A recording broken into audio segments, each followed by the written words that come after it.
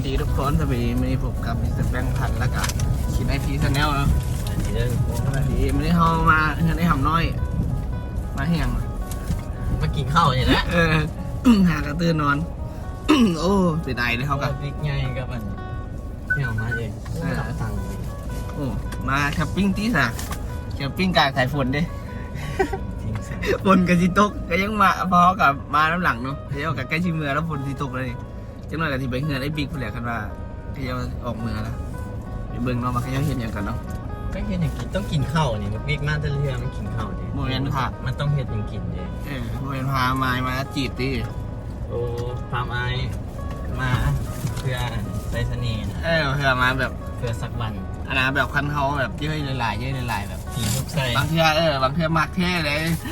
แบบดีเลยตอนเขาเฮียนนะแบบเย้ยใส่กันโอ้มักบ่มักบ่มักแล้วอีนั่นเนี่ยชนะเย้ยใส่กันนะ ว้าไม้ สุดท้ายมักอีหลีสุดท้ายนะ ไม้มันมีสติอยู่ โอเคเอาไปเบิ่งเนาะบางเทื่อแบบนั่งจับมือกันซะเนาะลงไปโอ้แบบพีกเลยนะ พีกเลยบอกมินอยู่ต่อเลย เนี่ยเอาทุกคนลงมากันเนาะ ตายก็อีหลีนั่นอีหลีเด้น เอาแท้ เดี๋ยวเบิ่งไม่หันเดี๋ยวนั่งหันเดี๋ยว เอาลงไปเบิ่งกันนะบอสคิดว่า ลงมาพีคซะเนาะว่าไอ้บิ๊กพาไม้มาตลอดนะพาไม้มาตลอดแล้วขี่ซุกไซธนามักกันเลย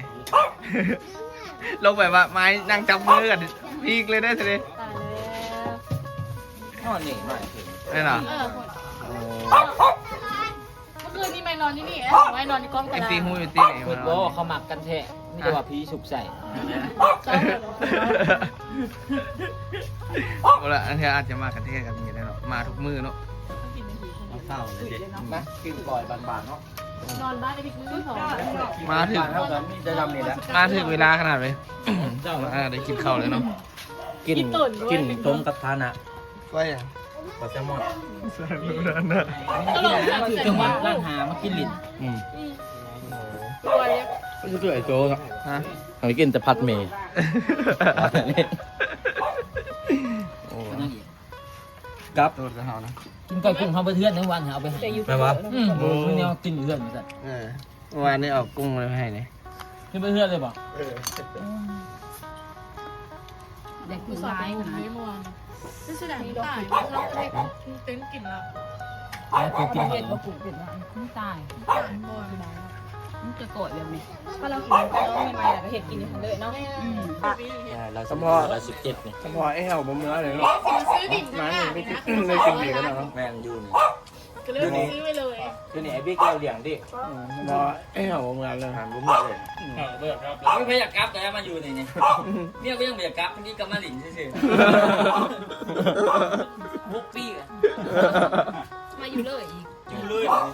โอ้ในกุ้งหวานนี่ จ้าดีๆสิใครอยากกินโซ่ ได้หลายขนาดเลย ซาซิมิ เลี้ยงงูนะมันว่ะคืออย่างออสตะเฟือกจัดปืออยู่คือที่ม่วนไป มันโบมวนถ่ายอีนอกมันเสียงมันคอย แต่ว่าฟังในหูเห็นหม อยา ด กมั่นเนาะ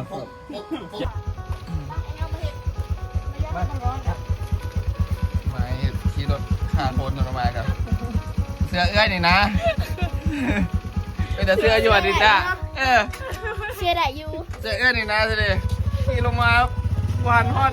หวานบิดไปไหนแล้วนะ ลงละ คือกะคิดมากลืนคิดมากทางนี้ โอ้ยตาเลยยังไหนเนาะวันนี้ขึ้นยากแล้วเนาะไปกับไม้นี่ จะซื้อแต่เดินเหรอ ฮะ จะซื้อแต่เดินเหรอ อันนี้ของพ่อกบพ่อกบเป็นเองถามเราเบิ้งเอาให้วันหน้าได้บอกไปสิ มาเขาจะบอกว่าซื้อแต่เดินเหรอ ซื้อจะเดินแล้ว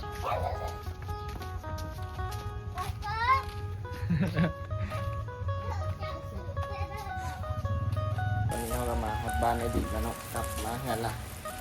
เมื่อวานนี้ใส่มาเงินมืดตึกเลยเนาะโอ้เชี่ยมืนแต่ไม่เอายังวันเตือนโอ้ปากมันพายุเว้ย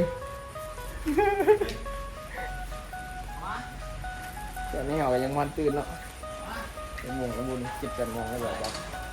กันยังมืดจะหุ้ยไปดูเลยมืดเกิน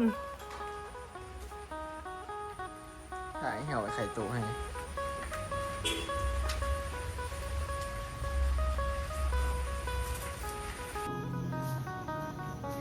โอ้วันนี้เห็นเมนูอย่างไรไง มอมันป่า โอ้ย มองหันปลาเครื่อง ปลาอย่างไง ปลาเครื่อง ปลาเครื่องว่ะ แมน เมนูอย่างกับหม้อฮวนปลา แมนเจ้าหอมปลา เป็นยังไงวะผมไม่อยู่เลย ตองเบิ้งวันนี้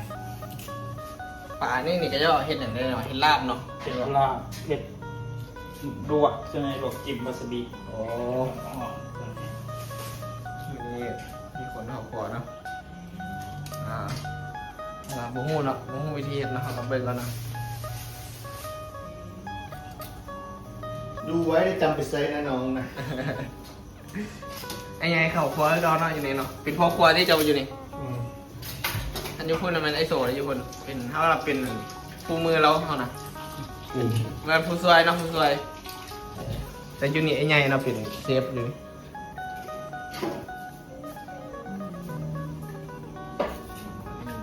โอ้2 ตัวตัวนี่เชื่อว่ะป่าเนี่ย น่าไปสิ ป่าน้ำคลองมาป่าเนี่ย ของบดไปหาเลยว่าซื้อมาเหมือนหนำยังบ่หอดด้วยเป็นหอดก็ไปซื้อแล้ว นี่นะครับที่ถามเป็นตอนแล้วเนาะ ถึงนี่ ร่วมเป็นกีสดิ้งมา โอ้ เลยเอาไปที่ห้อยแล้วเนาะเดี๋ยวเสิร์ฟเนาะป่าใส่ไข่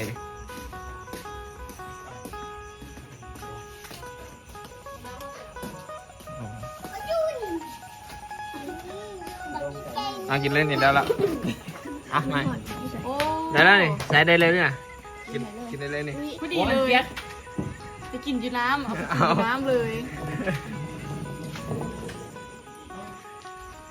อันนั้นไปต้มก่อนต้มผัดก่อนแห้ง ใส่ เลย โอ้แล้ว ไก่โป แล้วก็จึงไม่ได้ถามอ่ะ แม่อันนี้แบบ ใส่เลย คนคิดนี่เลเวลตันก็เลยเป็นอย่างนี้ คุณเบิ่งงงเลย คนเบิ่งว่าอหย่างวะ โอเคเนาะ เรื่องสาว อันนั้นเจียวที่ไหน เอาข้าวใหญ่ยาวกินโชว์แทน โอ้ยหมดแล้วครับ ผมเห็นจะแวะซื้ออยู่ดาวเพื่อน จากใหญ่หมด ไม่งั้นเขาเจ้าเนี่ย ร้อยจริง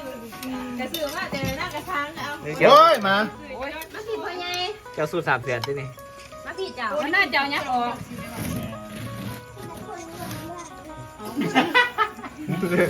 เจ้าอะไรวุ่นวาย มันได้มีแต่